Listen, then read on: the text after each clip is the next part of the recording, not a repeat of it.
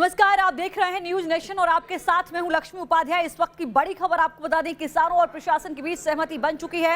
ये बड़ी खबर आ रही है, मृतक आश्रितों को सरकारी नौकरी दी जाएगी, 35 लाख रुपए का मुआवजा भी दिया जाएगा। 3 तस्वीरों के जरिए आप इस पूरे मामले को समझिए। किसानों से समझौता हुआ है। प्रेस कॉन्फ्रेंस में बाकायदा राकेश टिकैत जो कि किसान नेता हैं, ADG law and order Prashant Kumar, दोनों की साझा प्रेस कॉन्फ्रेंस हुई और इस बात की जानकारी दी गई। किसानों की मांगों को सरकार ने मान लिया है, समझौता हो चुका है। आश्रितों को 45 लाख का मुआवजा दिया जाएगा। परिवार में एक व्यक्ति को सरकारी नौकरी दी जाएगी। रिटायर्ड जज से इस पूरे मामले की जांच कराई जाएगी।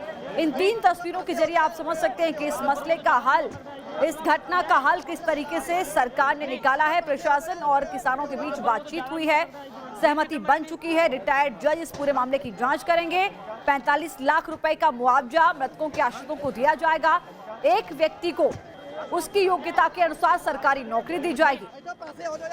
यूपी के एडीजी लॉ एंड ऑर्डर ने साफ कर दिया है कि समुचित धाराओं में केस दर्ज किया गया है और दोषियों के खिलाफ कड़ी कार्रवाई सरकार करेगी। वो तो ज्यादा भी हो सकता है।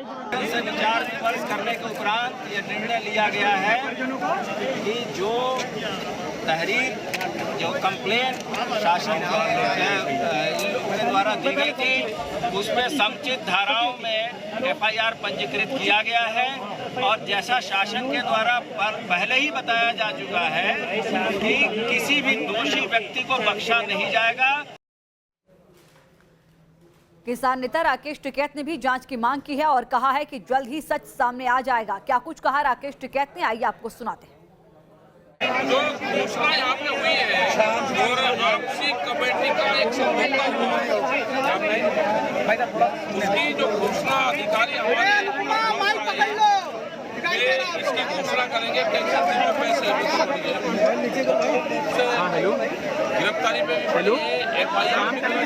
बात करें यार, सारी चीजें हुई है और जो पैसे की घोषणा से हुई है 45 लाख रुपया मृतक के परिवार के लिए और जो गिरफ्तारी है सारे के सारे जो भी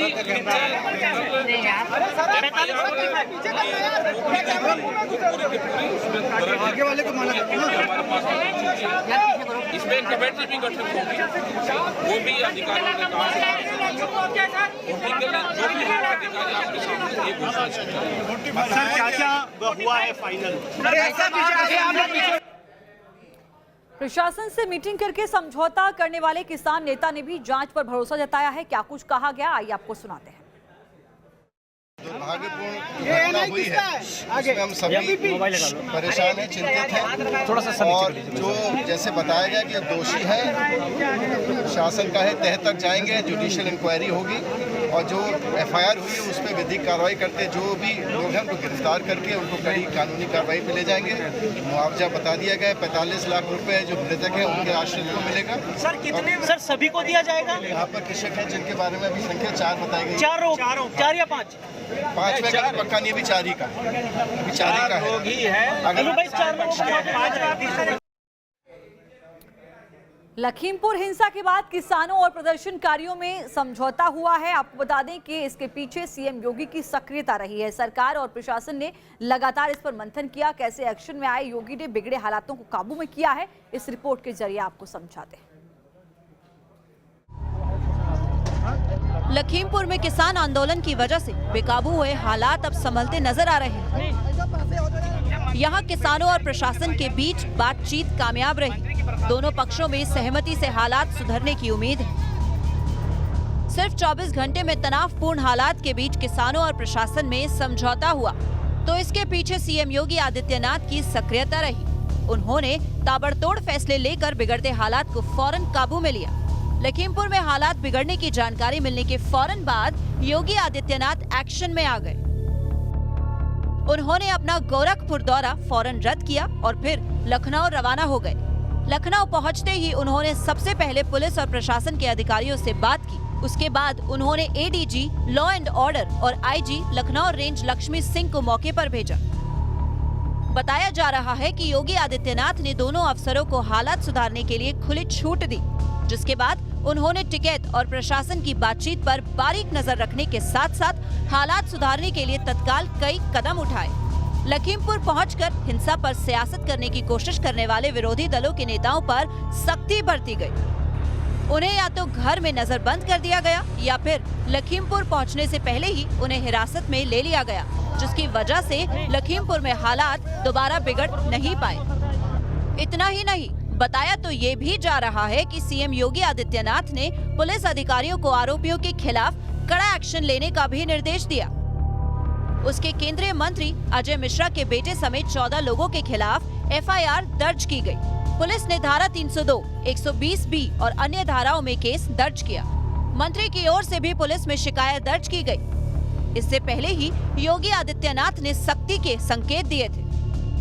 जानकारों के मुताबिक पुलिस के एफआईआर दर्ज करने के बाद किसानों का गुस्सा थोड़ा शांत हुआ, तो प्रशासन ने टिकैत से बातचीत कर समस्या का हल तलाशना शुरू किया। शुरू में टिकैत कई मुद्दों पर अड़े रहे, लेकिन योगी की रणनीति के आगे टिकैत ने जिद छोड़ी और समझौते के लिए तैयार हो गए। योगी आदित्यनाथ की सक्रियता की वजह से किसानों और प्रशासन के बीच आखिरकार समझौता हुआ, तो विपक्ष को इस मुद्दे पर सियासत करने का ज्यादा मौका नहीं मिल पाया। लखीमपुर खीरी से अनिल यादव के साथ टीम न्यूज़ नेशन। लखीमपुर हिंसा का असर दिल्ली एनसीआर में भी नजर आया। राजधानी दिल्ली और उसके आसपास के इलाके आज कैसे बेहाल रहे, इस रिपोर्ट के जरिए आपको दिखाते हैं। लखीमपुर में हुई हिंसा का असर देश की राजधानी दिल्ली और उसके आसपास तक नजर आ रहा है। दिल्ली एनसीआर में कई जगह पुलिस की कड़ी चौकसी और जगह जगह बैरिकेडिंग की वजह से लंबा जाम नजर आया। लोग गर्मी में घंटों जाम से जूझते रहे। चिलचिलाती धूप और कई किलोमीटर लंबा जाम तस्वीरें DND की। दिल्ली को नोएडा से जोड़ने वाले इस अहम रास्ते पर लोग घंटों जाम से जूझते रहे। दरअसल किसानों के प्रदर्शन को लेकर नोएडा पुलिस अलर्ट रही। यही किसानों का प्रदर्शन उग्र होने से रोकने के लिए पुलिस ने DND पर भारी पुलिस बल की तैनाती की। बैरिकेड्स लगाकर दिल्ली की तरफ से नोएडा आने वाली गाड़ियों की चेकिंग की गई। इसका असर ट्रैफिक की रफ्तार पर नजर आया। DND पर 4 से 5 किलोमीटर लंबे जाम ने लोगों का पसीना छुड़ा दिया। नोएडा पुलिस को आशंका है कि DND के रास्ते सियासी दलों के नेता यूपी में घुसने और लखीमपुर जाने की कोशिश कर सकते हैं। लिहाजा चप्पे चप्पे पर पुलिस के जवानों की तैनाती और कड़ी चेकिंग से ट्रैफिक थम गया था। भीषण जाम की वजह से दिल्ली से DND के रास्ते नोएडा आने के लिए लोगों को भीषण जाम का सामना करना पड़ा।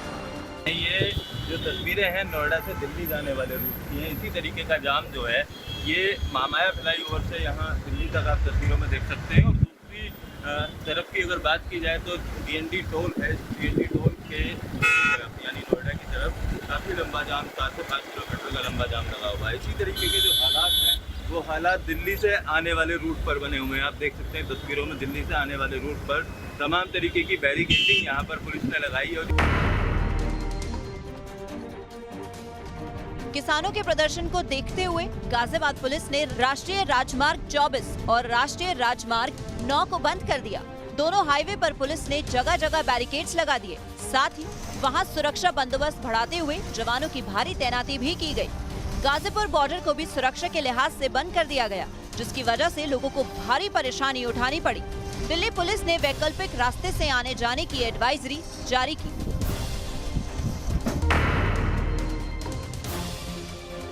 बागपत में पुलिस की सख्ती और जवानी टोल प्लाजा पर किसानों के प्रदर्शन की वजह से NH 709 पर आवाजाही ठप हो गई, जिसकी वजह से गाड़ियों की लंबी लंबी कतारें लग गई।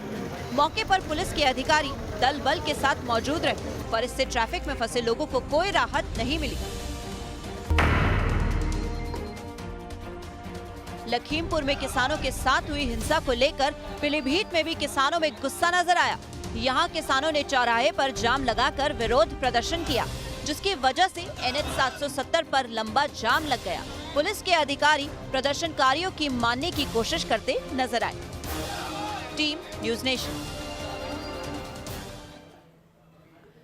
इस सबके इधर इस मामले में राजनीति भी साफ नजर आती है और इसमें प्रियंका गांधी का रड साफ देखा जा रहा है। लखीमपुर जाने के दौरान प्रियंका गांधी को हिरासत में ले लिया गया था और 3 तस्वीरें इस वक्त आप देख रहे हैं। जहां पहली तस्वीर प्रियंका गांधी पुलिस से झड़प उनकी होती हुई नजर आ रही है और दूसरी तस्वीर आप देख रहे हैं जिस तरीके से वहां पर किसानों का प्रदर्शन जो हो रहा था उस मौके वारदात पर जाने की कोशिश कर रही थी, जहां पर रोक लिया गया।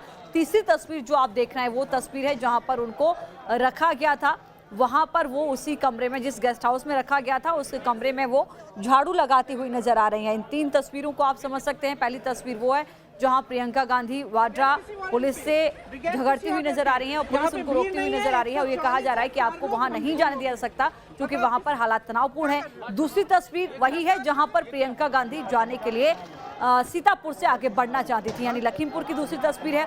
तीसरी तस्वीर आप सीतापुर से ही देख रहे हैं जहां पर प्रियंका गांधी को जहां पर नजर बंद करके रखा गया था हिरासत में लेने के बाद, वहां पर वो अपने कमरे में झाड़ू लगाती हुई नजर आ रही है। इस बीच कांग्रेस समेत प्रियंका वाड्रा ने पुलिस कर्मियों पर जोर जबरदस्ती का आरोप भी लगाया है। क्या कुछ कहा गया है उनकी तरफ से आपको सुनाते हैं। ये क्या है? छोड़िए, क्या कर रहे हो? कुछ नहीं किया। ये गिरफ्तार कर रहे हो? ये क्या? ये क्या? क्या है ये? क्या कर रहे हैं आप? क्या है ये? आप सबका वीडियो बन रहा है, सुप्रीम कोर्ट ले जाएंगे आप सबको, आप सबको एक एक करके सुप्रीम कोर्ट ले जाएंगे आप सबको, आप सबको। हाथ उठा रहे हैं, हाथ उठा रहे हैं। किसके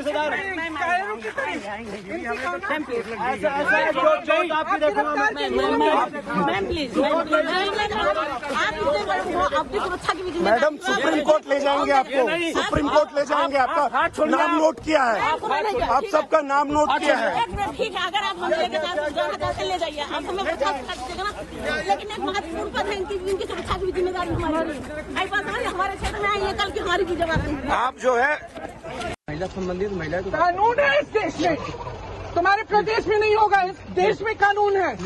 प्लीज कुछ नहीं, तुमने मुझे ढकेल के तुम यहाँ लाए हो, मुझे जबरदस्ती ले जा रहे हो और तुम्हारा कोई हक नहीं है। सम्मत तो आप एक अरेस्ट का वारंट निकालिए, हथकड़ी लगाओ, चलो। मुझे बिल्कुल मंजूर है। प्रियंका गांधी को आप सुन रहे थे, उन्होंने कहा है कि मुझे वारंट दिखाइए, उसके बाद आप मुझे हथकड़ी लगाइए, मैं जाने को तैयार हूं, मैं अरेस्ट के लिए तैयार हूं। लेकिन वहां पर जो पुलिस वाले मौजूद थे, जो महिला पुलिसकर्मी जो लगातार उनको रोकने की कोशिश कर रही थी, उनकी तरफ से कहा गया कि आपकी सुरक्षा की जिम्मेदारी भी हमारी है, लिहाजा जहां पर आप जाने की कोशिश कर रही हैं वहां पर हालात तनावपूर्ण है, अगर वहां पर शांति व्यवस्था में कोई खलल पड़ सकती है, वहां पर व्यवस्थाएं और ज्यादा बिगड़ सकती हैं, लिहाजा वहां पर इसीलिए आपको जाने से रोका जा रहा है। ये पुलिस जो वहां मौजूद थी वो कहती हुई नजर आई। चलो, मुझे बिल्कुल मंजूर है।